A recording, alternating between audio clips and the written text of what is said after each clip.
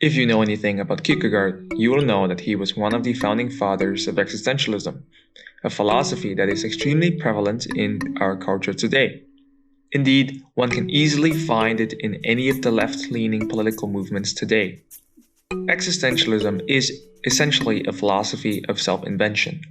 It is not my point here to describe the philosophy of existentialism. Anyone who has ever had a moment of questioning everything, extreme anxiety, doubt, nihilism, has basically lived and embodied the question of existentialism. The existentialist solution to that state of angst is self-invention. My point in this video is to describe Kierkegaard, and more specifically, his take on the story of Abraham and Isaac in his book Fear and Trembling. Kierkegaard is, needless to say, a controversial figure.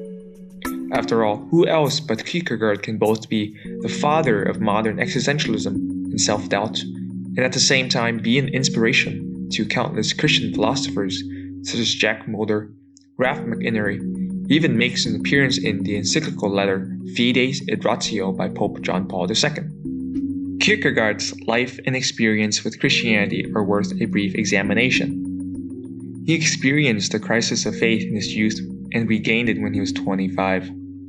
His father was a shepherd and a merchant who had once cursed God, and the young Kierkegaard thought that he would share some of the guilt.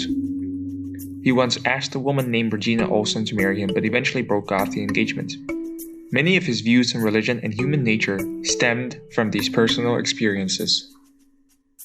Kierkegaard grounded much of his philosophical work in persons and stories, in which he deeply explored the reality of our being as an ethical existence. Kierkegaard used pseudonyms for many of his works, which makes it hard to know what he actually thinks on some subjects. In the point of view of my work as an author, he explained that the pseudonyms' works were written from perspectives that he did not consider to be his own. In any case, Kierkegaard was particularly intrigued by what he termed the single individual. For him, the singularity of existence emerges at the moment of conflict between ethics and religious faith. Perhaps we've all asked ourselves this question: am I living as I should? In his journal he wrote, "What I really lack is to be clear in my mind what I am to do, not what I am to know, except insofar as certain understanding must precede every action. The thing is to understand myself, to see what God really wishes me to do. The thing is to find a truth which is true for me, to find the idea for which I can live and die." As one can observe, Kierkegaard was not a big fan of objectivity, nor Aristotelian-type metaphysics. In such schemas, the life of a person becomes meaningful when he raises himself to the universal by bringing his immediate or natural desires under the moral law, which represents his teleos, or purpose, what he ought to be. Kierkegaard saw that in doing so, the individual loses his singularity, as the law holds true for all. But his actions become meaningful, governed by a norm. Thus, a person whose meaning in life comes from a sense of doing God's will is intelligible insofar as their actions adhere to the universal dictates of ethics. But what if, says Kierkegaard, my action violates the demands of ethics? In Fear and Trembling, Kierkegaard, under the pseudonym Johannes de Silentio, begins his work with a prelude about a simple man who contemplates the test of Abraham. Here, one can clearly see Kierkegaard's classic style of indirect communication on display. It is Kierkegaard, the real human author, who writes from the perspective of the pseudonymous author Johannes de Silentio, speaking about a man thinking about Abraham and Isaac. As the simple man grows older, his mind frequently reverted to that story. His enthusiasm became greater and greater, and yet he was less and less able to understand the story. He wishes to accompany Abraham and Isaac on their 3-day journey to Mount Moriah, to be present at the time when Abraham lifted up his eyes and saw Mount Moriah afar off, witnessing the shudder of thought that Abraham's mind was intent upon. The simple man was no thinker or exegete, but he recognized that in Abraham's readiness to sacrifice his son at the command of God, he became the father of faith. The command to sacrifice Isaac is perhaps one of the most well-known stories in the history of literature. When Abraham was relatively young, God promised him that he would become a great nation. His offspring will be as numerous as the stars, and his heir will be a son of his own flesh and blood. However, as Sarah, his wife, grew older and continued childless, the promise seemed less and less feasible. Out of worry, she asked Abraham to sleep with Hagar, her slave, to conceive a child. She bore him Ishmael. As it later turned out, Ishmael was not the child of promise. God blessed Sarah with a child, Isaac, with whom he said he would establish his covenant. And what did God do next? He said to Abraham, "Take your son, your only son Isaac, whom you love, and go to the land of Moriah, and offer him there as a burnt offering on one of the mountains that I shall show you." Not only was Abraham willing to obey God, but he did so immediately and without hesitation, almost in a happy manner. He trusted that God himself would provide the lamb for a burnt offering. He built an altar, bound his son Isaac, and laid him on the altar on top of the wood. When Abraham reached out his hand to take the knife to kill his son, the angel of the Lord called to him from heaven and said that he has passed his test. Because Abraham did not withhold his only son, God blessed him and made his offspring as numerous as the stars of heaven. The simple man could not understand why Abraham could have acted the way he did. How could a father willingly kill his own son, let alone the child of promise? How could he do so and still trusted God to fulfill the promise which must have come through Isaac? The simple man imagined how the story could have gone differently. The reader is presented with 4 enigmatic versions of the story, each of which involved Abraham or Isaac feeling and acting differently on the day of the sacrifice. In the first version, the simple man imagined that Abraham was silent on the journey to Mount Moriah. He decided not to hide from Isaac where the course was leading him and told him the truth. Isaac, however, couldn't understand and begged for his life.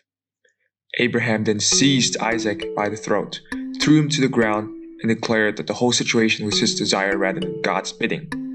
He said, "I am an idolater." Isaac trembled and cried out to God for help. Abraham was pleased that he could restore Isaac's faith in God. In all 4 cases, Abraham still chose to obey the command of God, but he showed some irresolution. For instance, in the version above, Abraham pretended to be an idolater, attempting to fix something broken in God's plan. In the second and fourth versions, Abraham was in deep sorrow and despair, visibly expressing distrust in the omnibenevolence of God. In the third version, his thoughts wandered back to Hagar and Ishmael, showing that he took hold of the dilemma by only one of its horns. While it is true that God commanded him to sacrifice Isaac, he also promised offspring as numerous as the stars through Isaac. God commanded him to let go of Isaac, but perfect faith also required that he cling to Isaac as his hope. In a way, the alternative versions of the story help the reader see the many ways that Abraham could have fallen short of complete faith while still exhibiting greatness. After meditating on the tale of Abraham, the simple man folded his hands and said, "No one is as great as Abraham. Who is capable of understanding him?" Kierkegaard believed that Abraham's life was meaningful, and yet one could not explain it through philosophy. It would be hard to grasp the command of God as a law that would hold for all. It seemed, on the contrary, to be more like a particular injunction that addressed Abraham in his singularity. Here, existence as a philosophical problem emerges. If there exists a dimension to my being that is meaningful, and yet not governed by the universal dictates of ethics, then by what standard is it governed? For if there's no standard, why talk about meaning at all? As Kierkegaard wrote, the paradox of faith is this, that the individual is higher than the universal. Kierkegaard solved this problem by declaring that subjectivity is truth in his concluding unscientific postscript to Philosophical Fragments. What he meant by subjectivity is that which is personal to the individual, that which makes them distinct from other people. For Kierkegaard, truth is not just a matter of discovering objective facts. Although objective facts are indispensable, there is a second and more crucial element of truth. That is, the way one relates oneself to those facts. Since the way one acts is, ethically speaking, more important than any matter of fact, one finds truth in subjectivity rather than objectivity. In the case of Abraham, he had no objective reasons to think that the command he heard came from God. As Kant pointed out, he had every reason not to, based on the content of the directives. From a rational viewpoint, such faith is blind, mindless, and absurd. It is a leap.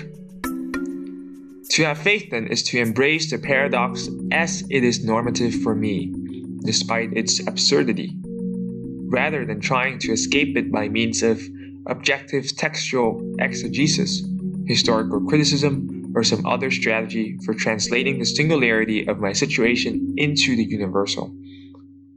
In other words, the situation in which we make moral choices governs the right and wrong of that decision. The normative appropriation becomes a function of passion or inwardness. Hence, to say subjectivity is truth is to describe a way of being rather than a mode of knowing. So, Kierkegaard saw existence as a philosophical problem that comes to light in man's effort to make sense of the paradoxical presence of God. But is Kierkegaard right about this? Is subjective truth all that matters? Was he right about Abraham? Kierkegaard's work greatly influenced much of French existentialism, and by allusion, feminist theory, queer theory, critical race theory, liberation theology, and even the sexual revolution in the late 20th century. But was he right? This is the first part of a two-part series about Kierkegaard. In the next video, I will discuss how one can go about solving the riddle of God, and thus get out of the self-inventive way of thinking. So be sure to stay tuned for the next part. Additionally, this is all part of my upcoming book, Thinking Smaller, where I delve into these topics much more in depth. Lastly, be sure to smash that like button, subscribe to my channel, hit the notification bell so you don't miss any of my new videos.